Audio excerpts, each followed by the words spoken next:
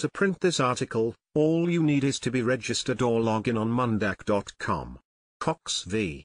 Miller, 2024 BCCA. Cox is narrowly centered on recreational sports, and the duality of permissive play in comparison to careless actions. However, the significance of the British Columbia Court of Appeal's decision simply cannot be understated. Injuries derived from reckless and dangerous acts are risks not consented to by players of the game. As such, injuries sustained despite the actions being expressly permitted by the rules of the game may still result in individuals being found liable in negligence.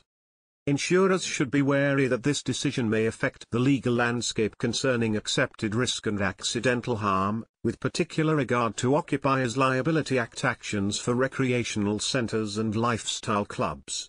Despite an individual having accepted some risk in participating in a recreational activity, such as a Pilates class at the local fitness club, actions that fall within the accepted scope of the activity may still result in a finding of liability if the participating individual were to sustain a serious injury. Further, the action need not be inherently reckless for a finding of liability to arise, as long as a reasonable individual would find the action went beyond the permissive scope of participation. Jordan Miller, the appellant, and Carl Cox, the respondent, were on opposing teams of a recreational soccer match.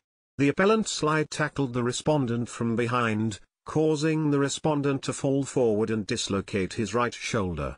Witnesses testified that the appellant's tackle was overly aggressive and without a chance of winning the ball. Although slide tackles are permitted under FIFA rules, the trial judge deemed the appellant's tackle reckless and dangerous and outside the accepted rules of play. The court held that the appellant's actions went beyond what a reasonable player would do in a recreational league made up of players of all different skill levels.